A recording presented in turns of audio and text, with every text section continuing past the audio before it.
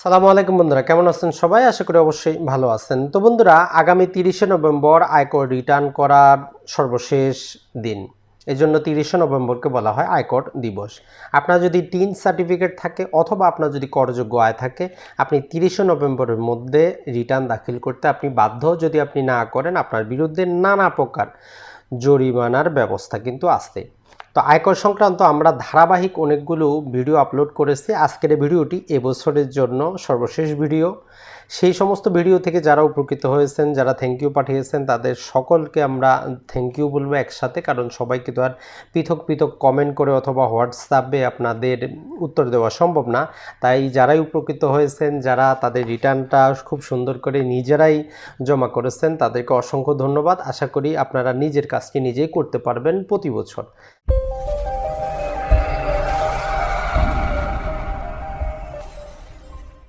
তো আজকের এই ভিডিওতে আমরা আপনাদেরকে জাস্ট আবার খুব সহজ করে ওভারঅল নিয়মগুলো বলে দিব এবং একটি অ্যাপসের নাম বলে দিব, যেখানে জাস্ট আপনি নিয়মকানুনগুলো যদি জানেন আপনি নিজেই করতে পারবেন। আর আয়কর সংক্রান্ত এই ফর্মগুলো কোথায় পাবেন সেটিও আপনাদেরকে দেখিয়ে দিব, তাহলে আপনার আর কারো কাছে যাওয়ার প্রয়োজন হবে না।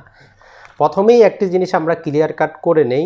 এক নম্বর হচ্ছে যাদের করযোগ্য আয় আছে, দুই নম্বর হচ্ছে যাদের টিন সার্টিফিকেট আছে। তো এখন 2020 এবং 21 করবর্ষে যে নির্দেশিকা, সেখানে 3 শ্রেণীর ব্যক্তিকে রিটার্ন দাখিল করা থেকে অব্যাহতি দেওয়া হয়েছে, যে আপনারা রিটার্ন দাখিল করতে হবে না আপনাদের। এক নম্বর হচ্ছে অনিবাসী।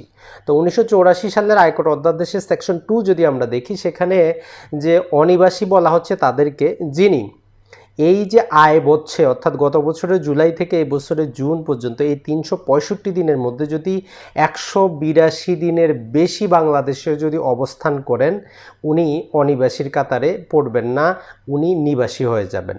তাহলে আমরা অনিবাসী বুঝবো যিনি জুলাইয়ের 1 তারিখ থেকে জুনের 30 তারিখ পর্যন্ত 182 দিন বা এর কমে বাংলাদেশে অবস্থান করেছেন। অথবা তারা বলতেছে যে আপনি এক আয় বছরে 3 মাস এবং গত যে 4 বছরে যদি 1 বছরের কম বাংলাদেশে থাকেন, তাহলে আপনি হচ্ছেন অনিবাসী। এই সমস্ত অনিবাসী যদি টিন সার্টিফিকেট থাকে কিন্তু কোনো যদি করযোগ্য আয় না থাকে, আপনাকে রিটার্ন দাখিল করতে হবে না। আপনি আয়কর অধ্যাদেশের যে সেকশন 75 অনুযায়ী যদি রিটার্ন দাখিল না করেন, আপনি কোনো অপরাধ করেন নাই, আপনার বিরুদ্ধে কোনো ব্যবস্থা নেওয়া হবে না, আপনি বেঁচে গেলেন। 2 নম্বর হচ্ছে যদি আপনি জমি বিক্রি করার জন্য টিন সার্টিফিকেট করেন। এখনকার নিয়ম অনুযায়ী আপনাকে যেটি করতে 1 লক্ষ টাকার উপরে যখনই আপনি সম্পত্তি ট্রান্সফার করতেছেন, সেক্ষেত্রে আপনাকে কিন্তু টিন সার্টিফিকেট করতে হয়, এটি বাধ্যতামূলক। তো মনে রাখবেন, এখানে বলা হচ্ছে শুধুমাত্র জমি বিক্রি করার জন্য, ক্রয় করার জন্য কিন্তু বলা হচ্ছে না। আপনি যদি বিক্রি করার জন্য টিন সার্টিফিকেট করেন, আপনি সম্পত্তিটা যে বিক্রি করলেন, এই বিক্রি থেকে যেই উৎস করটা কাটার, সরকার কিন্তু সেটা কেটে নেয়, রেজিস্ট্রেশন খরচের সাথে সেটা কিন্তু জমা হয়ে যায় আপনার নামেই। যদিও বাস্তবতা হচ্ছে সেটা হচ্ছে যিনি সম্পত্তিটা ক্রয় করেন, উনি আপনার পক্ষ হয়ে কিন্তু দিয়ে দেন, কিন্তু চালানে তারই নাম থাকে। এই জন্যই সরকার অব্যাহতি দিয়েছে, যেহেতু আর কোনো করযোগ্য আপনার কোনো আয় নাই, আপনি তো যেই করটা হবে সেটা তো দিয়েই দিয়েছেন, তো আপনার রিটার্ন দিয়ে আর কি হবে। আর সর্বশেষ হচ্ছে যারা ক্রেডিট কার্ড করার জন্য টিন সার্টিফিকেট নিয়ে এসেছেন, তাদের যদি করযোগ্য অন্য কোনো আয় না থাকে, আপনাকে রিটার্ন দিতে হবে না। এখন আসি যে এক পাতা রিটার্ন কারা দাখিল করতে পারবেন, যেটা তারা নতুন করে নিয়ে এসেছে, এটা নিয়ে অনেকেই প্রশ্ন থাকে। নানা পেশা, ডক্টর, ইঞ্জিনিয়ার আছেন যারা হয়তো তাদের রেজিস্ট্রেশন করার জন্য অথবা নানা প্রকার কাজের জন্য তারা টিন সার্টিফিকেট করেছেন, এখনও তারা প্রফেশনাল কাজে যাননি, এখন পর্যন্ত তাদের কোনো ইনকাম নাই, অর্থাৎ তারা সহ যাদের যে আয় সেটা হচ্ছে যদি 4 লক্ষ টাকা পর্যন্ত হয় এবং মোট সম্পদ যদি 40 লক্ষ টাকা পর্যন্ত হয়, আপনারা এই এক পাতা রিটার্নটি দাখিল করতে পারবেন। তো এক পাতা রিটার্ন দাখিল সংক্রান্ত বিষয় আপনাদের যে প্রশ্নগুলো থাকে, সেগুলো আমরা যদি প্রথমেই বলে নেই। 1 নম্বর হচ্ছে যে এক পাতা রিটার্নটা আপনি তখনই দাখিল করতে পারবেন আপনার মোট সম্পত্তি 30/6/2020 জুন মাসে 30 তারিখে যদি 40 লাখ বা তার কমে যদি হয়, তাহলে আপনি পারবেন। সাথে আরেকটি শর্ত হচ্ছে আপনার ইনকামটা যদি 4 লক্ষ টাকা পর্যন্ত হয়, এর বেশি হলে কিন্তু আপনি পারবেন না। তবে সাথে সাথে তারা আরেকটু অ্যাড করে দিয়ে যেটি বলতেছে, সেটি হচ্ছে যদি আপনি সিটি কর্পোরেশন এলাকায় যদি কোনো প্লট বা ফ্ল্যাট যদি আপনি ক্রয় করেন অথবা সেখানে যদি বিনিয়োগ করেন, তাহলেও কিন্তু আপনি এটিতে করতে পারবেন না, এক পাতা রিটার্নটা আপনি জমা করতে পারবেন না। এটার সাথে সাথে বলতেছে যদি আপনার নিজ নামে এই যে 30/6/2020 তারিখে যদি আপনার নিজ নামে যদি কোনো গাড়ি মাইক্রোবাস যদি আসে আপনার নিজ নামে, তাহলে আপনি দিতে পারবেন না। মনে রাখবেন, আমরা বারবার 30শে জুন এই জন্যই বলতেছি, কারণ হচ্ছে আপনার হয়তো জানুয়ারিতে থাকতে পারে, কিন্তু আপনার 30 তারিখে নাও থাকতে পারে।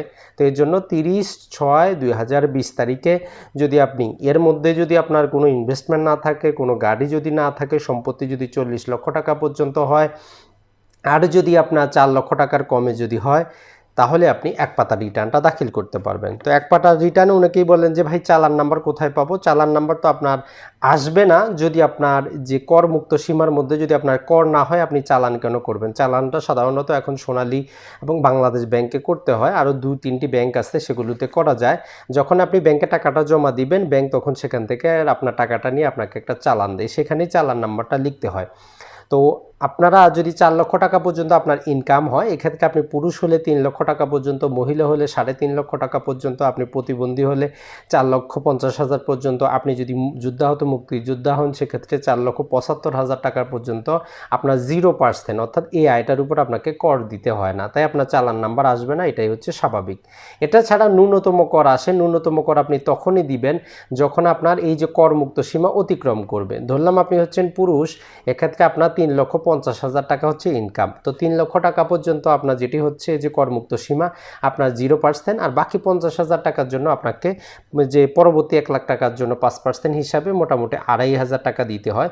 তখন আপনার ক্ষেত্রে প্রযোজ্য হবে ন্যূনতম কর। আপনি ঢাকা চট্টগ্রাম সিটিতে থাকলে 5,000 দিবেন, অন্য সিটি কর্পোরেশনে থাকলে 4,000 দিবেন, এর বাইরে থাকলে 3,000 দিবেন, তখনই আপনি ন্যূনতম কর দিবেন। তো এক পাতার ফর্মের ক্ষেত্রে আরও যে প্রশ্নটি থাকে সেটি হচ্ছে যে ভাই আমরা গ্রোস যে প্রপার্টি আছে সেটা আমরা কি হিসাবে হিসাব করব? তো এক্ষেত্রে এটি হচ্ছে অপশনাল, আপনি না দেওয়াই ভালো, অত ভেজালে না যাওয়াই আপনার জন্য ভালো। তারপরেও যদি দিতে চান সেক্ষেত্রে আপনার 30/6/2020 তারিখে কী আছে, কত টাকার এফডি আছে, নিজ নামে কোনো সম্পত্তি আছে কিনা, পিতার কাছ থেকে কোনো কিছু পেয়েছেন কিনা, আর যদি আপনি পিতার সাথে থাকেন সেক্ষেত্রে তো আপনার কিছুই নেই, আপনি দিয়ে দিতে পারেন যে আপনি পৈতৃক সূত্রে বা পিতার ঘরে আপনি বসবাস করতেছেন, এতটুকুই। তবে না দেওয়াই হচ্ছে সবচেয়ে বেস্ট, যেহেতু তারা চাচ্ছে না।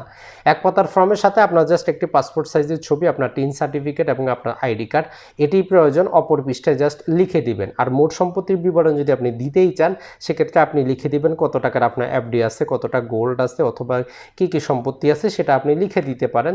চাইলে এটার সাথে আপনি যে বিভিন্ন ডকুমেন্ট আছে সেগুলো অ্যাটাচ করতে পারেন। তবে যেহেতু এক পাতাটা তারা খুব সহজ এবং সরলীকরণ করেছে, কেন আপনারা এই সমস্ত হিসাব জমা দিয়ে এই ফাইলটাকে বড় করবেন? ভবিষ্যতে যখন আপনার ইনকামটা বাড়বে, যখন আপনি 4 পাতা বা 8 পাতা রিটার্ন জমা করবেন, তখন আপনি দিয়েন, সেটি হবে সবচেয়ে বেস্ট। তাহলে এক পাতা সংক্রান্ত আপনাদের যাবতীয় যে প্রশ্ন সেটি চলে গেল, এবং এক পাতার ফর্মটি আমি এখানে ডিসক্রিপশনে দিয়ে দিব, এখান থেকে আপনারা ডাউনলোড করে নেবেন। এখন যদি আসি আমরা হিসাবটা আমরা কিভাবে আসলে করব। তো এর বহু পূর্বে আমরা আপনাদেরকে বলেছি, আপনারা আপনাদের বিভিন্নজন ব্যাংক স্টেটমেন্ট অথবা আপনার স্যালারি স্টেটমেন্ট, আপনার ব্যবসা যাই কিছু আছে সব কিছু গত বছরের জুলাই থেকে এবছরের জুনে 30 তারিখ পর্যন্ত নেবেন। আজকেরটা নেবেন না, আপনি নভেম্বরটা নেবেন না, আপনি অক্টোবরটা নেবেন না, এটা আগামী বছর আমরা দেখব। এবছরে জাস্ট জুলাই থেকে জুনে 30 তারিখ পর্যন্ত আপনার যে ব্যাংকের স্টেটমেন্টটা নেবেন, আপনার কত টাকা সেখানে মুনাফা, পোস্ট অফিসে যদি আপনার কোনো এফডি থাকে, কিছু থাকে, তার স্টেটমেন্টটা নেবেন। অর্থাৎ বিভিন্ন জায়গায় আপনার যে বিনিয়োগগুলো আছে সেগুলো আপনি এই জুলাই থেকে জুন পর্যন্ত কালেক্ট করবেন। এগুলো কালেক্ট করার পর আমরা জানি যে কিছু আয় আছে যেগুলো করযোগ্য না, কিছু আয় আছে যেগুলো করযোগ্য, সেগুলো আপনি আরও ডিটেইলে জানতে চাইলে আমার ভিডিওগুলো দেখে নেবেন। তো যাই হোক, আমরা জাস্ট সহজ করে যদি বলে দিই, আপনার যদি গৃহ সম্পত্তি থেকে আয় থাকে, এক্ষেত্রে আপনি যে ভূমি উন্নয়ন কর দিচ্ছেন, পৌরসভার কর দিচ্ছেন, এগুলো আপনি বাদ দিবেন। এক্ষেত্রে আপনার যতদিন আপনার এই যে বাসাটা ফাঁকা থাকবে সে কয়েক মাস আপনি বাদ দিবেন। এটা ছাড়া আপনি মেরামত বাবদ যদি আবাসিক কাজে আপনি ভাড়া দেন আপনি 25%, বাণিজ্যিক কাজে ভাড়া দিলে 30% আপনি বাদ দিতে পারবেন, কোনো ডকুমেন্ট আপনাকে দেখাতে হবে না। এটা ছাড়া বিভিন্ন ডক্টর আছেন যারা হয়তো সরকারি অথবা বেসরকারি ক্ষেত্রে কাজ করেন।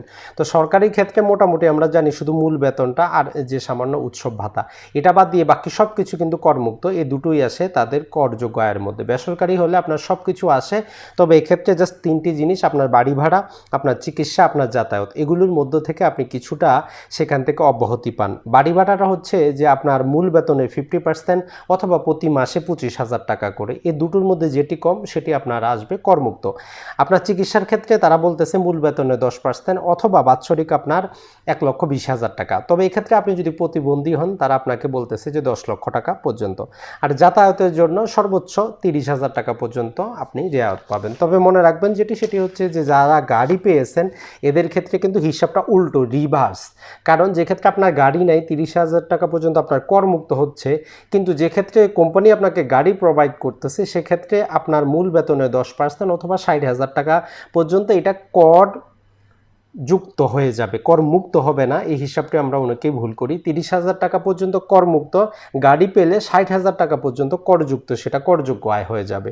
তো আশা করি যারা এই যে বাড়ি ভাড়া সংক্রান্ত এবং বেতন সংক্রান্ত বিষয়টা আপনারা ক্লিয়ার হয়ে গেছেন, অথবা যারা প্রাইভেট ডক্টর আছেন, বিভিন্ন প্রাইভেট আপনারা পেশেন্ট দেখেন, সেক্ষেত্রে আপনি যে টোটাল ইনকামটা হবে তাকে 3 ভাগ করে 1 ভাগ আপনার মেনটেন্যান্স খরচ বাদ দিতে পারবেন, বাকি 2 ভাগ আপনাকে হিসাব করে দিতে হবে, সেটা করযোগ্য আয়।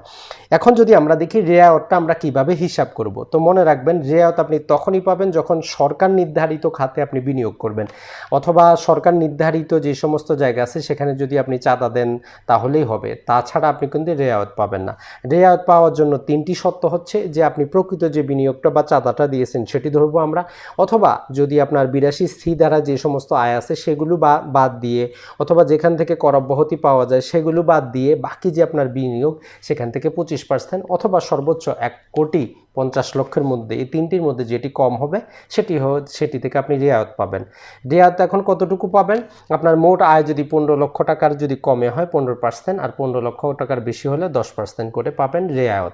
এই রেয়াতটা আপনি কখন হিসাব করবেন? রেয়াতটা হিসাব করবেন সর্বপ্রথম আপনার করযোগ্য আয় বের করবেন, করযোগ্য আয় থেকে আপনি আপনার আয়করটা হিসাব করবেন যে আপনার কত টাকা আসতেছে। হিসাব করার পর আপনি তখন রেয়াত হিসাব করবেন কত টাকা আপনি রেয়াত পাচ্ছেন। এই দুটো বাদ দেওয়ার পর যদি রেয়াত বাদ দেওয়ার পর আপনার সেখানে মাইনাস আসে, নেগেটিভ আসে, নানা প্রকার বিষয় আছে, তখন ন্যূনতম কর আপনার জন্য প্রযোজ্য হবে। এটা ছাড়া কিছু কিছু জিনিস আছে, যেমন আপনার এফডি অথবা ডিপিএস, সঞ্চয়পত্র, গাড়ি ক্রয় করা, এই সংক্রান্ত কাজে সরকার অগ্রিম নিয়ে নেয়, আপনার কাছ থেকে অগ্রিমই নিয়ে নেয়। হয়তো আপনার অন্য কোনো খাতের কোনো আয় নেই, আপনার সঞ্চয়পত্র আছে, সরকার কিন্তু আপনার সেখান থেকে টাকাটা কেটেই নিচ্ছে। তো আপনি আয়করের ক্ষেত্রে তখন দেখবেন যে আপনার জুলাই থেকে জুন পর্যন্ত কত টাকা ইনকাম হয়েছে, সরকার কত টাকা কেটে নিয়ে এসেছে। তো এগুলো আপনি তখন সেখানে প্রত্যর্পণযোগ্য কর হিসাবে আপনার আয়কর ফাইলে রাখবেন। ভবিষ্যতে যদি অন্য কোনো খাতের আয় আসে সরকারের সাথে আপনি সামঞ্জস্য করতে পারবেন। সরকার আপনাকে টাকাটা এত সহজে দেয় না, এটা পরবর্তী বছরের সাথে সমন্বয় করে দেয়। যদি আপনার থেকে সরকার বেশি নেয় সমন্বয় করে দিবে, আর যদি এভাবেই চলতে থাকে সেটা সরকারের কাছ থেকেই চলে যাবে। তো এখন যদি আমরা দেখি যে পরিসম্পদ দায় বিবরণী কারা পূরণ করবেন, তো মনে রাখবেন পরিসম্পদ দায় বিবরণী আপনি তখনই পূরণ করবেন যদি আপনার 40 লক্ষ টাকার বেশি সম্পত্তি থাকে, যদি আপনার গাড়ি বা মাইক্রোবাস থাকে, অথবা তারা যেটি বলতেছে যে আপনার যদি 40 লক্ষ টাকার বেশি গাড়ি বা যদি আপনার মাইক্রোবাস থাকে, অথবা আপনি যদি সিটি কর্পোরেশন এলাকায় যদি বিনিয়োগ করেন, তখনই আপনি পরিসম্পদ দায় বিবরণীটা আপনি দিবেন। আপনার অধীনস্থ যদি কোনো নাবালক ছেলে স্ত্রী থাকে, তাদের যদি পৃথক যদি টিন সার্টিফিকেট যদি না থাকে, তাহলে সব বিষয়গুলো ইনক্লুড করবেন। আরেকটি হচ্ছে ব্যয় বিবরণী বা জীবনযাত্রার ব্যয় বিবরণী, তখনই আপনি দিবেন। আপনি এই যে জুলাই থেকে জুন পর্যন্ত যদি আপনি খরচ যদি দেখান যে 4 লক্ষ টাকার বেশি আপনার খরচ হচ্ছে, সেক্ষেত্রে আপনি এই ব্যয় বিবরণীও দিতে বাধ্য, যাকে আমরা বলতেছি যে 10-এর BB 2016। কিন্তু আপনার যদি 4 লক্ষ টাকার কমে, যেটা পূর্বে কিন্তু 3 লক্ষ ছিল, এবারে 4 লক্ষ করা হয়েছে, ব্যয় যদি দেখান আপনাকে এটি দাখিল করতে হবে না। তো মনে রাখবেন এখন যারা এক পাতা দিতে পারবেন না তারা কি করবেন, তো যারা এক পাতা দিতে পারবেন না তাদের জন্য 3 পাতার ফর্মটা আসছে। 3 পাতার ফর্মটা আপনি জাস্ট প্রথম পাতায় আপনার যাবতীয় কিছু আপনাকে ফিল আপ করতে হয়, দ্বিতীয় পাতায় আপনার যে আয় ব্যয় সেটা দিতে হয়, এবং তৃতীয় পাতা বলতে পারি যে আপনি কি কি যুক্ত করতেছেন সেটা, চতুর্থ পাতাটা প্রাপ্তি স্বীকার আপনাকে ফেরত দেওয়া হয়। যারা এক পাতায় দিতে পারবেন না তারা 2016 সালের যে 4 পাতার ফর্ম সেটি দিবেন। তো এক্ষেত্রে সেটি হচ্ছে আপনার বেতন খাতে যদি আয় থাকে তাহলে জাস্ট আপনাকে একটি পাতা বেশি যুক্ত করতে হবে, আর যদি আপনার সম্পত্তি থেকে আয় থাকে একটি পাতা বেশি যুক্ত করতে হবে, পেশাজীবী হলে একটি পাতা যুক্ত করতে হবে, আর যদি আপনি রেয়াত চান একটি পাতা যুক্ত করতে হবে। টোটাল যদি আমরা হিসাব করি যে একজন ব্যক্তি যদি উনি সরকারি চাকরি করেন, ছোটোখাটো ব্যবসা থাকে, যদি ওনার যে সম্পত্তি থেকে আয় থাকে উনি রেয়ায়ত যদি চান, এক্ষেত্রে তাকে আরও 4টি পাতা যুক্ত করে টোটাল এটি 8 পাতা হয়ে যাবে। এটা ছাড়া তার যদি সম্পত্তি 40 লক্ষ টাকার বেশি হয়, সেক্ষেত্রে তাকে জীবনযাত্রার ব্যয় এবং ব্যয় বিবরণী দিতে হবে, সেক্ষেত্রে আরও 2টো পাতা যুক্ত হবে। টোটাল তাহলে 10 পাতা রিটার্ন আপনি দাখিল করবেন। যদি আপনি মোটামুটি আমরা বলতে পারি যে কোটিপতি হন, তাহলে কিন্তু আপনাকে এগুলো মোটামুটি 12 পাতার। তো এটা ছাড়া আরেকটা আছে সারচার্জ। সারচার্জটা আপনি তখনই দিবেন যখন আপনার 3 কোটি টাকার উপরে সম্পত্তি হবে, তখন এই সারচার্জটা হিসাব করা হয় আপনার কত টাকা আয়কর আসতেছে তার উপর ভিত্তি করে। আপনার মোট সম্পত্তির উপর ভিত্তি করে আপনার সারচার্জ হবে কি হবে না সেটা নির্ধারিত হয়, আর আপনার মোট সম্পত্তি থেকে যে করযোগ্য আয় আছে সেখান থেকে কত টাকা কর আসতেছে তার উপর ভিত্তি করে সারচার্জটা নির্ধারিত হয়। তা আশা করি আমরা এই দুটো ফর্ম আপনাদেরকে এখানে ডিসক্রিপশনে দিয়ে দিব, এবং আয়কর সংক্রান্ত যাবতীয় বিষয়গুলো আপনারা বুঝতে পারবেন, জানতে পারবেন। আর যে অ্যাপসটি আছে সেটিও আমরা দিয়ে দিচ্ছি, অ্যাপসটি আপনারা ডাউনলোড করে নিতে পারবেন। এটি যে 7 মিনিট বাংলা নাসিরউদ্দিন মিয়াজি সাহেব আছেন, উনি এবারই জাস্ট এটিকে পাবলিশ করেছেন। মোটামুটি এটাতে আমরা যতক্ষণ পর্যন্ত ট্রাই করেছি সবগুলো ফলাফলই ভালো দিচ্ছিল। তারপরেও যদি আপনার মনে হয় কোথাও ভুলভ্রান্তি থাকে অবশ্যই জানাবেন। অ্যাপসটির লিঙ্ক আমি দিয়ে দিচ্ছি, অ্যাপসটি আপনারা ব্যবহার করতে পারেন এবং নিজে নিজে এগুলো পূরণ করে জমা করে দিতে পারবেন। তো বন্ধুরা, ভালো থাকবেন, সুস্থ থাকবেন। আসসালামু আলাইকুম।